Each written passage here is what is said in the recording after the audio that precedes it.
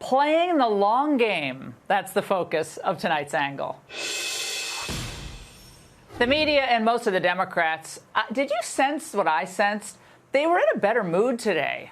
Why? Because the stock market went down by more than 1,000 points. Dow, NASDAQ, all down. Apple down like 20% since Trump's inauguration. Nike down 30% since Trump's inauguration. Has what's unfolded here fundamentally altered for the worse the foundation of our global financial system? We are looking at major losses this morning in an incredibly volatile stock market. Are they secretly rooting for a recession? Either that or they're so consumed by their hatred of Donald Trump and so unconcerned about the fate of the American middle class that they're just incapable of analyzing Trump's long-term plans to reindustrialize the economy and make trade fairer.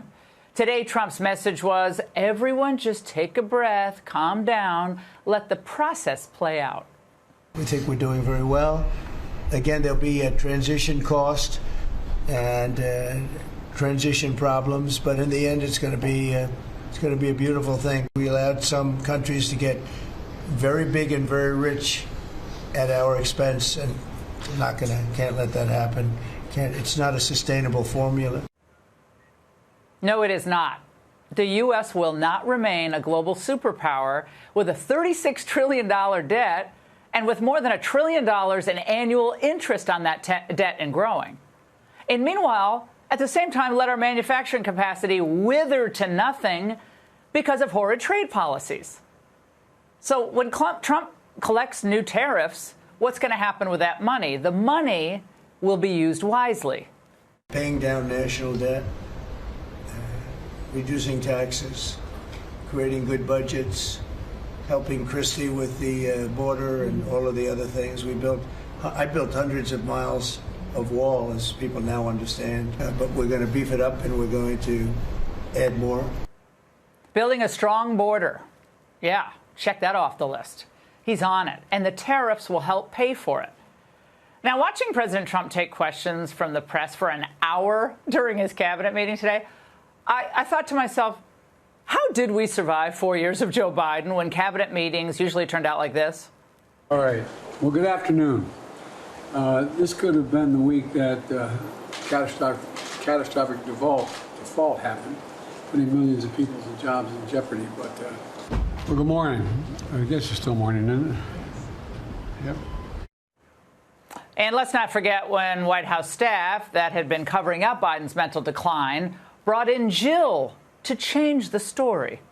It's time to write a new story of healthcare in this country, one where women get the answers we need, where the United States continues to be home to the most cutting-edge research in the world, and where everyone can lead healthier lives. Thank you. And then there was the old clap, then whisk the press out of the room trick. Thank you, press. Thank you so much for making your way out. Thank you, press. Please don't let him answer any questions. Please don't answer.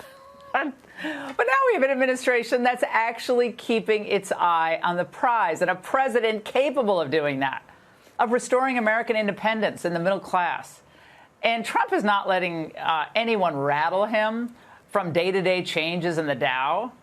He's proceeding methodically, yet flexibly, while working on key priorities. And today, we heard the good news on the Panama Canal.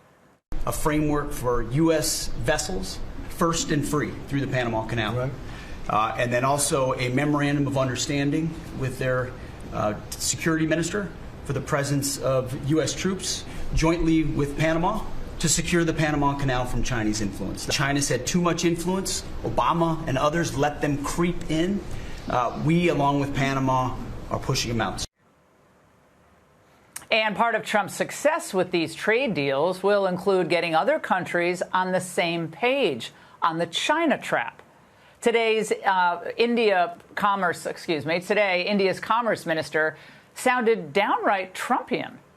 This growth was fueled by unfair trade practices, happened at the cost of fair play. Large parts of the world got carried into the narrative of low-cost manufacturing, low-cost goods coming from one particular geography, but did not realize the long-term impact that it would have at the global stage. Bingo. And another positive sign for Trump and his approach, the 10 countries that make up the ASEAN bloc of nations are also seeing the light, putting out a statement saying that they were, quote, united in the opinion that tariff retaliation is not an option. Even the pro-China New York Times had to admit that these nations, with their combined $228 billion trade surplus with the United States, don't have many cards to play against the administration. Thailand's finance minister said, quote, "We may have to comply." So Trump's plan here is going to take some time, but it's working. However, the press, of course, so predictable, they just seize on market gyrations. Of course, the other win for America today was falling inflation, down more than expected in March, which is good news across the board for consumers. That, along with the jobs report from March, gives us just a taste of what's yet to come once these tariff talks are settled. And speaking of settled, Trump got his party to settle their differences in his budget framework. The House squeaked it through, and this paves the way for tax relief and more spending cuts, which need to happen, and well above $1 trillion needs to happen. So if Republicans can deliver this without budget gimmicks, this will be another huge win for Trump and for America. And then Doge's savings. Well, they're estimated to be also big, and they're coming in. A dozen federal buildings have already been sold off, with $20 billion saved in deferred maintenance, with many others set for sale. Look, every dollar counts, but not to the Democrats, who are still crying foul. Despite all their talk for wanting to cut wasteful spending, they're fine with wasting taxpayer money on vacant, useless buildings because for them, the bureaucracy is sacred. It's like a house of worship. And Trump's fighting, of course, through all the lawfare, and for the most part, he's winning. In 2 major cases, the Supreme Court has voted with Trump's broad exercise of executive authority. In one, the justices slapped down forum shopping and that challenge to Trump's deportations under the Alien Enemies Act, ruling that the statute may be used, but the illegals need some type of hearing. Fine. In another ruling, the court overturned a district court injunction that stalled the White House's decision to fire thousands of probationary federal workers. Now, that case may be a very good sign regarding Trump's other efforts to shrink the civil service. So the usual suspects are hyperventilating. They're naysaying, and they're dismissing President Trump's goals. And they just fulminate endlessly about disruption and chaos. But consider this. Very few of them worried about the disruption that ripped through company towns all across America when they were devastated by globalization. I'm just kind of shocked. I can't believe this. After all we gave them, after all we done, and all the money we made them, they dropping a bomb on us like this. I thought I was going to retire from GM, and it didn't work out that way. So now I have to do something else. I couldn't see myself going back to school. You know, not after doing this. This has been my life. You know, I'm a factory worker. I'm proud of it. I have to go out here and reinvent myself at 45 years old. You know, I've got a high school diploma, and this is all I know. Where was the concern about that disruption and those heartbreaking stories? So Trump here is playing the long game. And those rooting for failure, hoping for a see I told you so moment, are shorting our future. And that's always a bad bet. And that's the angle. Season 2 of The Apprentice, White House edition, is off to a hot start. Trump gathered the contestants into a cabinet meeting after a strong first quarter. Everyone at this table is doing an incredible job, by the way, I have to say. Incredible. And the relationships are it's like they're friends. There's really, the relationships are very strong, really good, really strong. And these meetings are very good. No one's going home this episode. Elon, though, he can leave at any time. But Trump doesn't want him to because he's good for ratings. Elon's done a fantastic job. Look, he's sitting here, and I don't care. I don't need Elon for anything other than I happen to like him. But I'm telling you, this guy did a fantastic job. I don't need his car. I actually bought one and they said, oh, did you get a bargain? No. I said, give me the top price. I paid a lot of money for that car. But honestly, he makes a great car. You know what I do with it? I let the people in the office drive around in it. Sources say America's heartthrob, Stephen Miller, has been hogging the keys to the boss's new whip. Margot, Natalie, and Chamberlain want to spin, but Miller won't let him drive. Even if Elon leaves, the car stays, and so does Big Balls. Thanks to your fantastic leadership, this amazing cabinet, and the very talented Doge team, I'm excited to announce that we anticipate savings in FY26 from reduction of waste and fraud by $150 billion. And I mean, and some of it is just absurd, like people getting unemployment insurance who haven't been born yet. Your people are fantastic. In fact, hopefully they'll stay around for the long haul.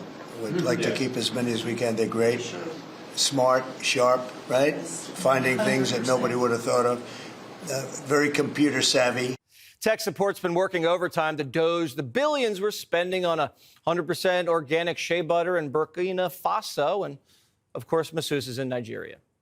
And no one ever says thank you. They just Molotov his cars. But don't worry, Bondi's on it.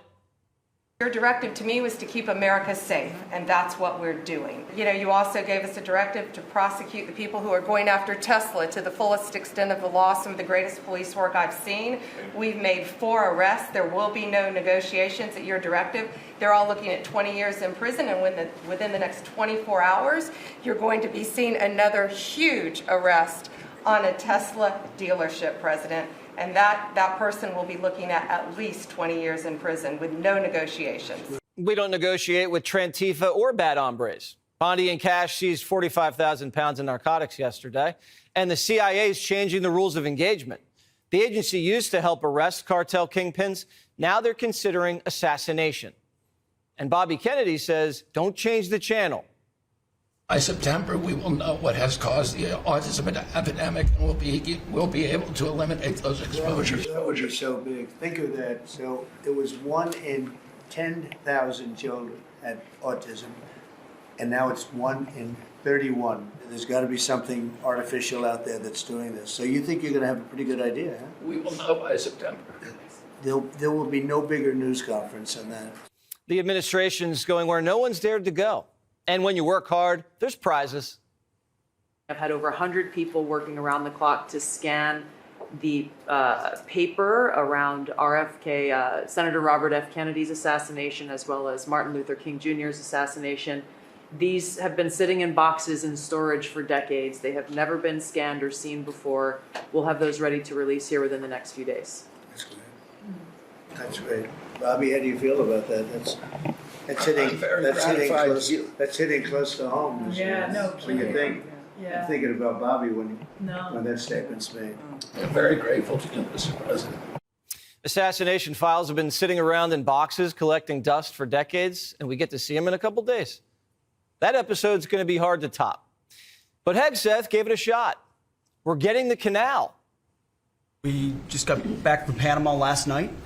We were at the Panama Canal with their Southcom commander ships, F-18s, troops, and signed a couple of historic deals. And then also a memorandum of understanding with their security minister for the presence of U.S. troops. Fort Sherman is an old U.S. base there, as well as their naval station and air station, jointly with Panama to secure the Panama Canal from Chinese influence. That's something you said, we're taking back the canal. China's had too much influence. Obama and others let them creep in. We, along with Panama, are pushing them out, sir. Jose, this is a memorandum of understanding. It means you understand it's ours. Comprende? Pistol Pete booted China from Panama. He didn't even need the Navy. But next time, it might not be that easy. So we'll be ready. Last year, the Chinese received 1,700 orders for new ships. American shipyards received 5.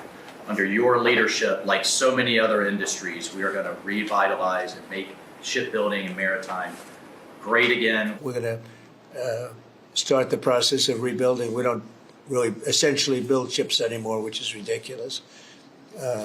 It's going to be a very big business for us in the not too distant future. To build ships, you also need mariners to sail those ships. You have to invest in sailors. And I appreciate you taking the initiative to be a global power. Team Trump's committed to breaking China's stranglehold on the West. It's a two-punch combo, military and economic. They've really taken advantage of our country for a long period of time. They've ripped us off beyond anybody, nobody. How people stood for it, sitting in my position, is not even believable. And we're talking about many presidents, not just a couple. But they did, and all we're doing is putting it back in shape. We're resetting the table. The Chinese won't lose face, so they're ratcheting up retaliatory tariffs and flirting with banning mineral exports. But it's early on in the escalation ladder, so they're just banning Hollywood. China retaliated today by reducing the number of American films that can be shown there. What's your reaction to them now targeting cultural exports from the United States? I think I've heard of worse things than that. What's Hollywood going to do if Beijing can't see Clooney movies? Stage another coup? Today, tariffs on China hit 145%. We have Xi by the wontons. Mr. Wonderful says squeeze harder. They cheat, they steal, they don't play by the rules, and I've had enough. And so I would like this thing worked out. I don't care about the volatility. I don't care if Trump ratchets it up 25% a day. What do you mean you don't care about volatility if volatility has a direct impact on us as consumers? Because we have to fix this problem once and for all. It's killing us. It's killing small business in America. It's killing large businesses. When you shut down a factory, you put thousands, if not tens of thousands of people unemployed in China. They take burning torches, just like in a Frankenstein movie, up to the castle, and that's a bad outcome for the supreme leader. Right now, we can squeeze Chinese, and I'm talking about the government, not the people, to comply with the laws and get a level playing field. Why should I have to compete with them? Let's squeeze them, squeeze them, squeeze them. Just keep going and going and going until they start complying. That's what I want. For years, Washington's been trying to level the playing field with China. Just ask the Messiah.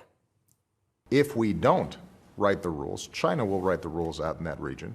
We will be shut out. American businesses, American agriculture, that will mean a loss of U.S. jobs. Barack heard that giant sucking sound and sat on his hands. Look at the manufacturing jobs that left in the last 2 decades. We lost manufacturing jobs and grew government jobs. Look at that. Look at all these bureaucrats. That's right there is why we stopped building ships, cars, and steel. And Wall Street got rich outsourcing, but it put our nation in danger. And the market's trying to scare the president into getting back on their leash. But for the first time in a long time, it's Wall Street on a leash. America can't be first if we're not a modern industrial powerhouse. Mr. President, one of the most important things I believe you'll achieve in your presidency is reordering the world in a proper way. For 31 years, more than 31 years now, multiple administrations have allowed the Chinese to deindustrialize this country, to take away jobs and factories and pillars of our national strength. And what you're doing now, I think, is a great service to our country. Trump got the world to align with us against the Chinese. Asian allies aren't calling Beijing, they're calling Washington. Heck, South Korea and Japan are already here. And Vietnam just flew in. Here's Besant with Hoduk Phoc.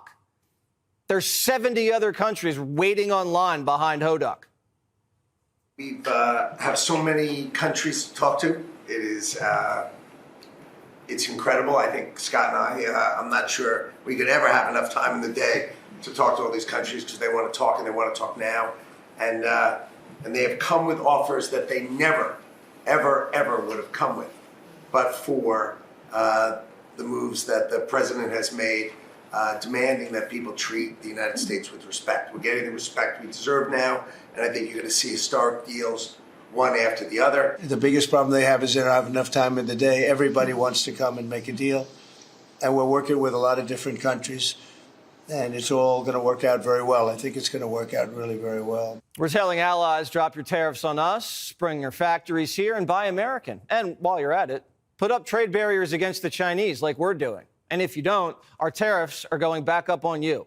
So just sign on the dotted line and we'll get you a picture with Trump and Bessent and Lutnick, and maybe Elon will send you a car.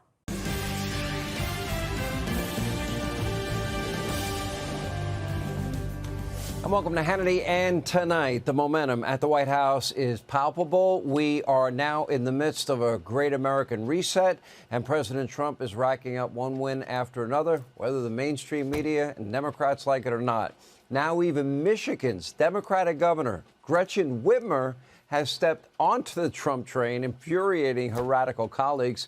We're going to explain that tonight straight ahead. Also, Tom Homan will be here with more on his very important work deporting criminal illegal immigrants in sanctuary cities and a battle in New Jersey. Alina Habba will respond to the New Jersey governor, Phil Murphy, who just ordered local police to stop working with immigration officials.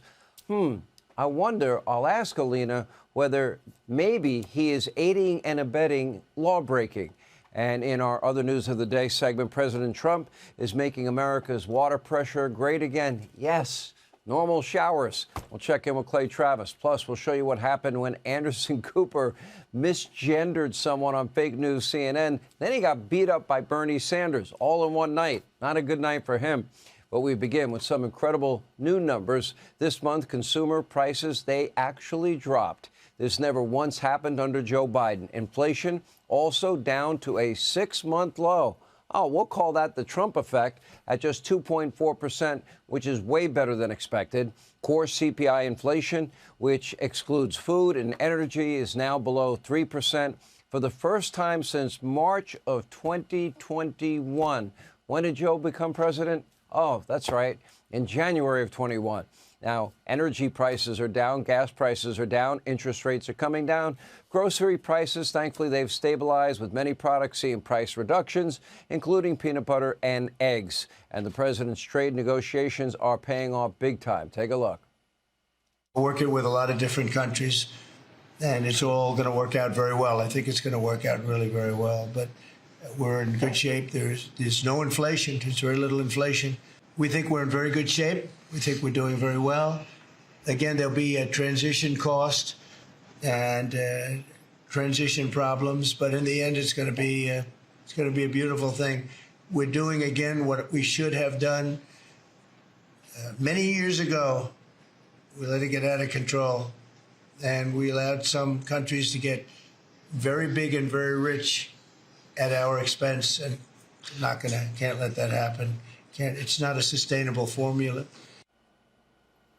Now, President Trump promised to bring down your prices, empower American businesses, and spur what he calls a new golden age of American prosperity. And despite the doubters, the haters, the weak-kneed, Washington establishment, institutionalists, Donald Trump is fulfilling his promise in spite of all of them.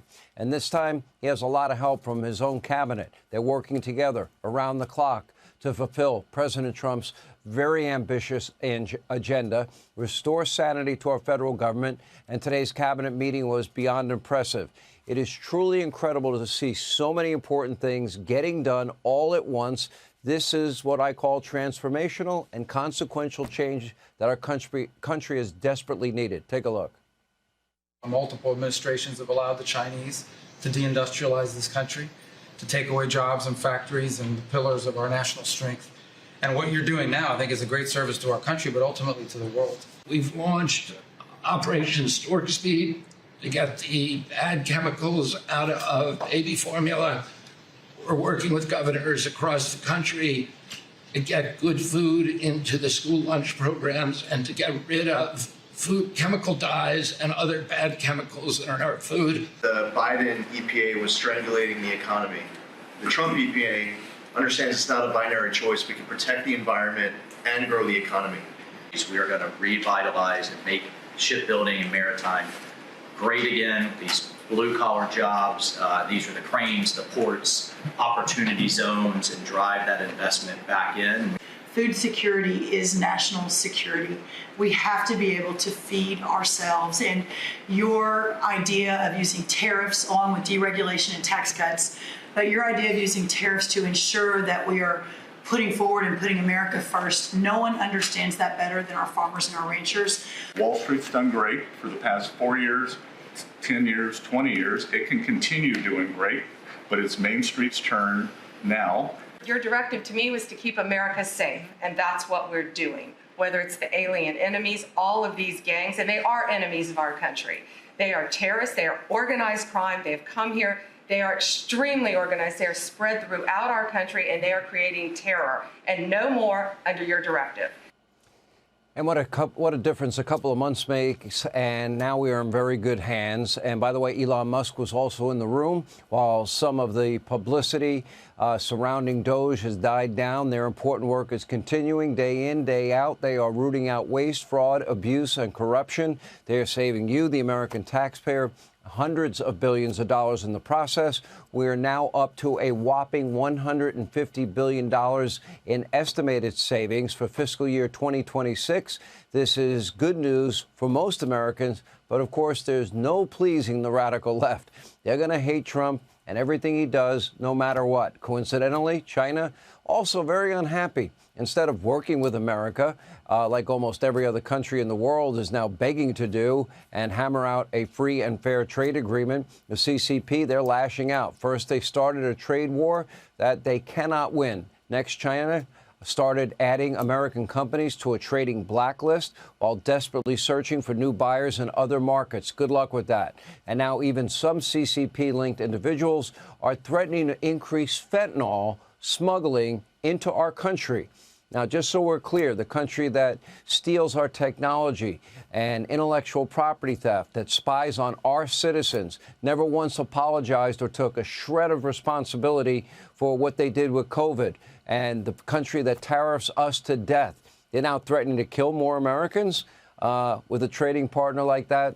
Who needs enemies? But tonight, there is one measure that China is taking against the U.S., and it's causing quite a chuckle at 1600 Pennsylvania Avenue. Take a look. President, China retaliated today by reducing the number of American films that can be shown there. What's your reaction to them now targeting cultural exports from the United States? I think I've heard of worse things.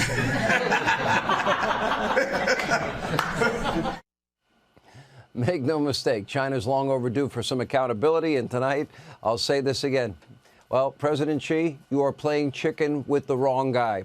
President Trump's not backing down from a fight, and at some point, China and President Xi, they will be forced to beg for access to our markets. They need it desperately for their tumbling economy, or they're going to watch their economies in China implode.